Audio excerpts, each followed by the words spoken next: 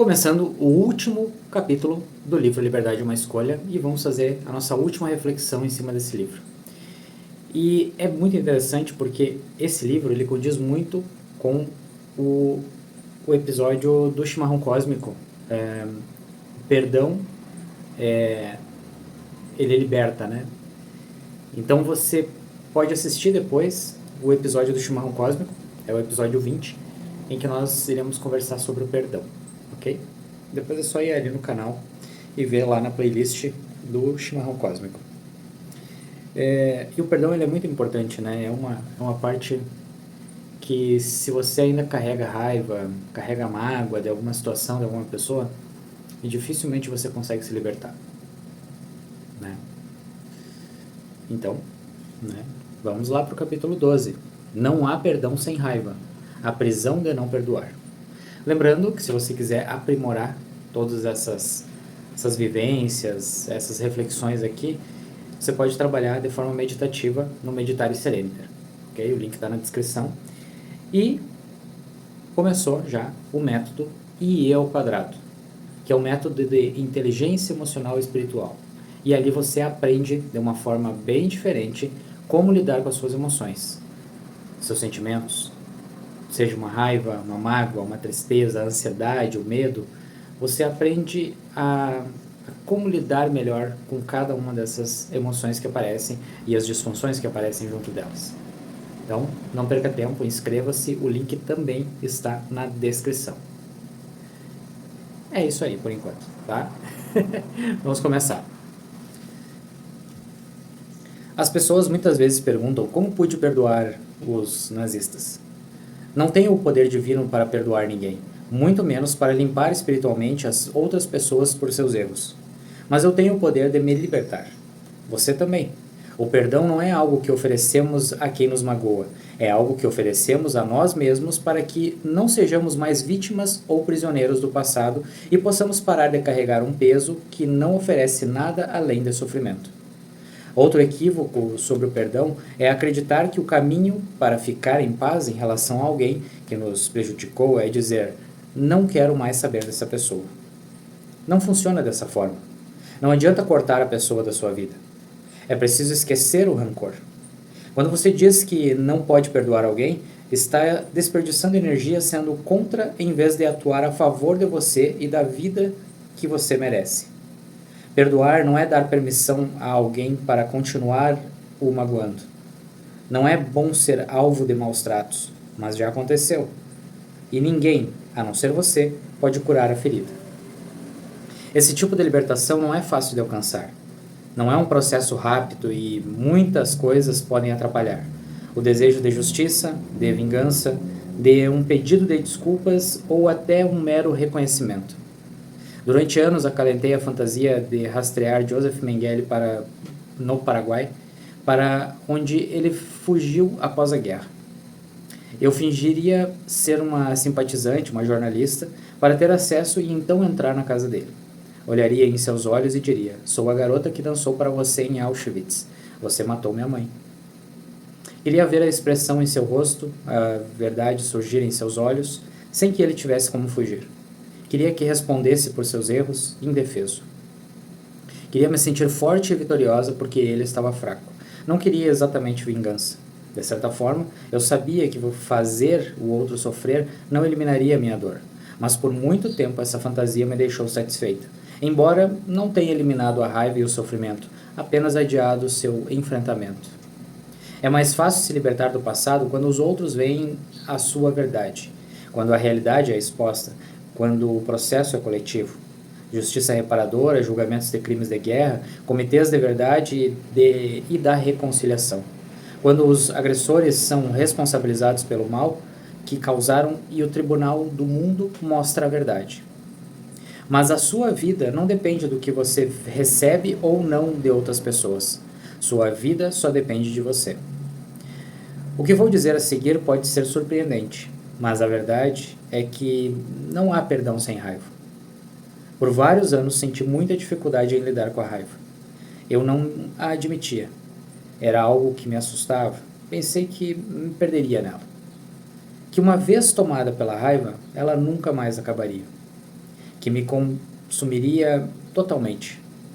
No entanto, como eu disse antes, o oposto da depressão é a expressão. O que sai do nosso corpo não nos faz mal, mas o que permanece sim. O perdão é libertação e eu não podia alcançá-la até me permitir sentir e expressar minha raiva. Um dia, pedi que minha terapeuta me imobilizasse com o seu corpo, de modo que eu tivesse que fazer força para empurrar e assim pudesse liberar um grito primal. A raiva silenciosa é autodestrutiva. Se você não a libertar de forma ativa e intencional, é porque está se apoiando nela. E isso não lhe fará bem algum. Tampouco se deve deixar a raiva explodir. O desabafo pode parecer catártico na hora, mas outras pessoas pagam a conta. E isso pode se tornar um hábito. Você não está de fato liberando a nada. Está apenas perpetuando um ciclo, e do tipo prejudicial. A melhor coisa a fazer com a raiva é aprender a canalizá-la para depois dissolvê-la. Pode parecer bastante simples, mas se lhe ensinaram a ser uma boa menina ou um bom menino, ensinaram também que a raiva é inaceitável ou assustadora. E que se você foi magoado pela raiva de outra pessoa, não deve se permitir sentir raiva, muito menos expressá-la. Quando o marido de Helena, de repente, lhe comunicou sem conversa ou explicação que queria o divórcio, ela entrou em choque. Hoje, um ano depois, ela lida muito bem com a situação, dedicou-se ao trabalho, apoia e ama os seus 3 filhos e está, até mesmo, começando a namorar novamente, arriscando um corte de cabelo moderno e brincos ousados. Ainda assim, ela se sente presa internamente, incapaz de superar a sensação de que foi enganada pela vida. Perdi algo que eu não queria perder, disse ela. Não tive escolha. Lena experimentou sentimentos de profunda tristeza, luto e culpa. Ela reuniu uma força e energia que não sabia que tinha para apoiar os filhos e dar andamento às questões práticas do divórcio. Mas em meio a tudo aquilo, não conseguia sentir raiva. Uma tia querida havia passado por um processo semelhante de divórcio muitos anos antes e acabou se recolhendo do mundo, esperando por décadas que o ex-marido percebesse que havia cometido um erro e implorasse para voltar. A tia morreu de câncer, ainda esperando que o marido voltasse. Assombrada pela angústia da tia, Lena foi fazer uma caminhada na mata um dia com o objetivo de liberar sua raiva, aquela que ela sabia que devia estar escondida dentro de si, ainda que não pudesse senti-la. Escolheu uma trilha bem no meio da floresta, parou entre as árvores, completamente sozinha, e se preparou para gritar o mais alto que podia. Mas o grito não saiu. Ela estava bloqueada. Quanto mais tentava aceitar a raiva, mais embotada se sentia. Como posso sentir e expressar minha raiva? Perguntou ela. Tenho muito medo dessa emoção. Não quero sentir raiva. Primeiro, justifique sua raiva, recomendei. Ela tem o direito de sentir raiva. É uma emoção humana. Ela é humana, assim como você. Quando não conseguimos liberar a raiva, ou estamos negando que fomos vítimas ou que somos humanos, é assim que um perfeccionista sofre, silenciosamente. De qualquer forma, estamos negando a realidade, nos anestesiando, fingindo estar bem. Isso não pode nos libertar. Grite e esmurre o travesseiro, vá à praia ou suba uma montanha sozinho e grite para o vento.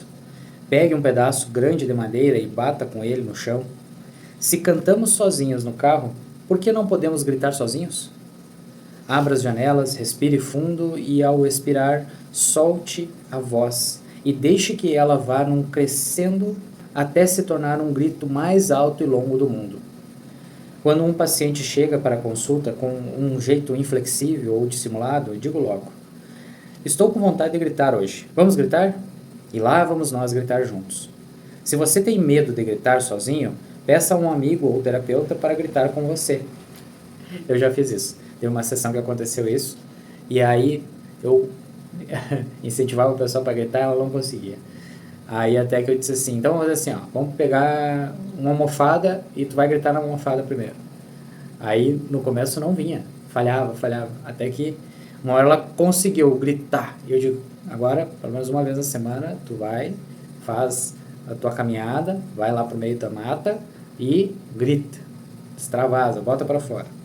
É muito reparador esse movimento. É muito libertador, profundo, até mesmo estimulante, escutar a própria voz sem alterações, carregada de emoções, expressando sua verdade mais difícil. Preste atenção em você, sem dissimulações. Levante-se, reivindique seu espaço e firme. Fui vitimizado, mas não sou uma vítima. Eu sou eu. A raiva é uma emoção secundária, uma defesa, uma proteção que colocamos ao redor da emoção primária que está por baixo. A liberar a raiva, alcançamos o que está oculto, medo ou tristeza. Só então poderemos começar a tarefa mais difícil de todas, perdoar a nós mesmos. Aí vem uma história. Numa tarde de sexta-feira de agosto, logo após eu ter começado a planejar os capítulos deste livro, encontrei um homem na porta da minha casa. Ele vestia calça caqui e camisa polo, e trazia um crachá com sua identidade oficial preso no peito. Sou da empresa de abastecimento de água, disse ele. Preciso verificar se sua água está contaminada. Deixei que ele entrasse para verificar e o levei até a cozinha. Ele abriu a torneira, verificou os equipamentos, depois examinou as torneiras nos banheiros e então me disse: preciso falar com meu supervisor. Pode ser que estejamos com um problema de contaminação por metais. Ele usou o próprio telefone celular a fim de chamar um colega para ajudar. Um homem com o mesmo uniforme e crachá chegou e testou novamente todas as torneiras. Depois pediu que eu tirasse todos os acessórios de metal que estava usando. Relógio, cinto, joias, tirei o colar e pulseira. Tirar os anéis foi mais difícil. Por causa da minha artrite, né? Os anéis tinham pequenos pinos para que eu pudesse tirá-los, pois, de outra maneira, eu não conseguiria passar com eles pelas articulações inchadas. Mas a artrite também torna difícil puxar os pinos. Pedi ajuda a um dos homens. Eles testaram as torneiras mais uma vez e aplicaram um produto na água. Vá até a pia do banheiro e deixe a água correndo até ficar azul. Foi o que eles pediram. Fui até lá, abri a torneira e fiquei vigiando o fluxo de água. Esperei e então percebi. Corri de volta à cozinha, mas já haviam ido embora levando meu colar, a pulseira e os anéis. A polícia disse que eu fora vítima do mais recente golpe aplicado em idosos. Fiquei me sentindo uma idiota ingênua por ter caído no esquema. Eu me arrepio toda vez que penso em como fui uma imbecil crédula. Deixei que entrassem e andassem pela casa inteira. Dei a eles minhas joias, poderia até ter assinado um cheque. A polícia e meus filhos têm uma visão diferente. Graças a Deus que você obedeceu, eles dizem. Os ladrões levaram as coisas, mas não me machucaram. Se eu tentasse resistir, eles poderiam ter me amarrado ou feito coisa pior. Fazer exatamente o que eles pediram, sem reclamar, pode ter salvado a minha vida. Essa perspectiva é conveniente, mas ela não faz as emoções desaparecerem. A perda de coisas que eu valorizava e pelas quais nutria estima, principalmente o bracelete que meu marido havia me dado para comemorar o nascimento da minha filha e que eu contrabandeei da Tchecoslováquia, escondido numa fralda, é apenas um objeto, mas representa muito mais. Representa a vida, a maternidade, a liberdade, tudo que vale a pena comemorar e lutar para ter. Meus braços parecem nus sem ele. Depois veio o medo. Fiquei obcecado durante dias, achando que eles iam voltar e me matar para que eu não contasse nada. Então, veio a vontade de dar uma bronca nos criminosos, puni-los, desprezá-los.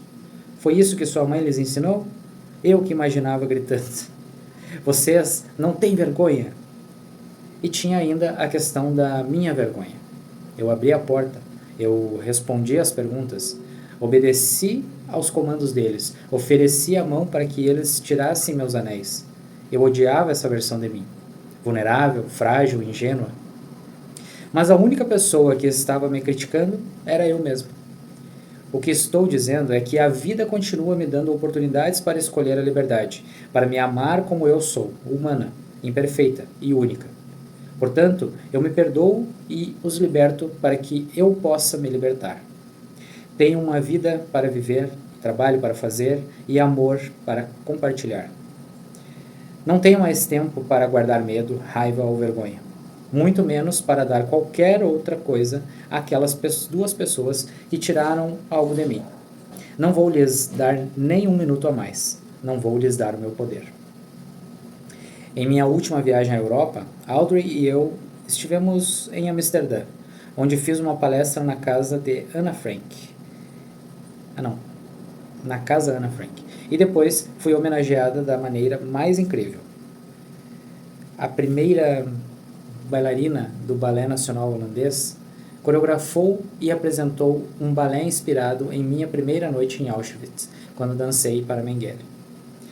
A apresentação foi em 4 de maio de 2019, no 74º aniversário da minha libertação e um dia dedicado à memória nacional na Holanda. O país inteiro faz 2 minutos de silêncio em honra daqueles que morreram nos campos e dos que sobreviveram. Quando Audrey e eu chegamos ao teatro, fomos recepcionados como celebridades, com direito a aplausos e buquês de flores. As pessoas choravam e nos abraçavam. Como o rei e a rainha estavam atrasados para a apresentação, nos ofereceram seus lugares.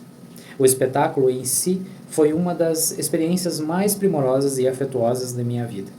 Fiquei muito impressionada com a força, a elegância e a paixão da bailarina, com a representação da beleza e a transcendência no inferno. Mais avassaladora ainda foi a caracterização de Mengele. Ele era um fantasma sôfrego, melancólico e exausto, sempre tentando se aproximar de mim, sua prisioneira, mas nunca alcançando seu objetivo, enredado em sua necessidade de poder e controle. Os artistas agradeceram ao fim e o público se levantou em estridentes aplausos.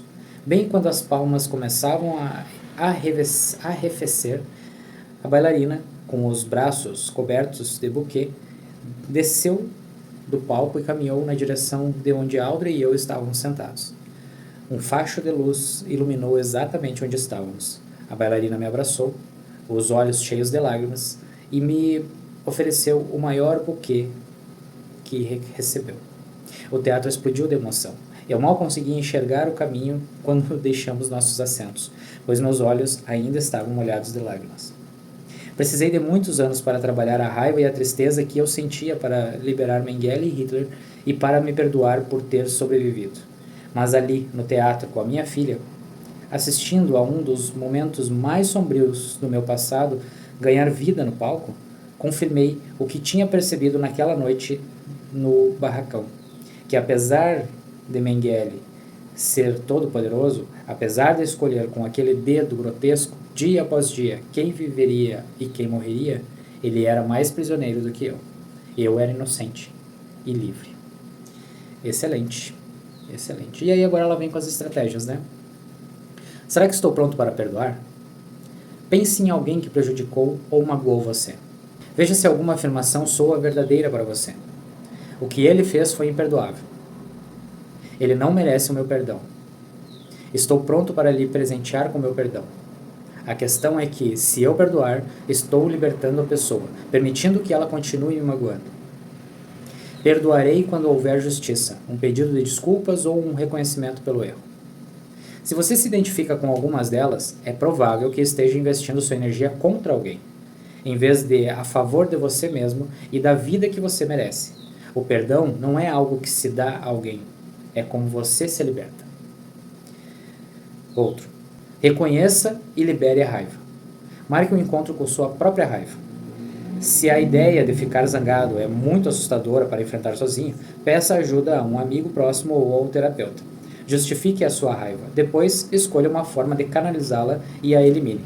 Grite, berre, desconte num saco de pancadas, bata com bastão no chão, quebre pratos no quintal. Coloque a raiva para fora do modo que ela não inflame e contamine você. Não pare até que não reste mais nada. Repita o processo no dia seguinte ou na semana seguinte. Tem até uns lugares, eu não me lembro como é que se chama, mas é uns lugares que tu paga para quebrar coisas que estão dentro de uma sala, assim. E é um processo bem catártico, assim, de tu botar a raiva para fora, quebrar as coisas literalmente. Outro ponto que ela traz. Perdoe-se.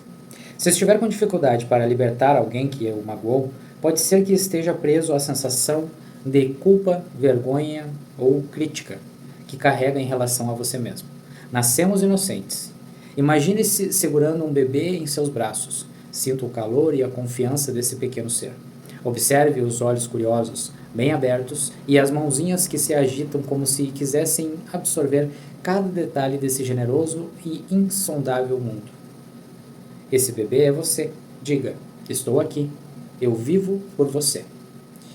E aí, nós temos a conclusão. Então, lembrando, no Meditar Serenity tem algumas meditações que podem te ajudar a lidar com as questões de raiva e de medo também.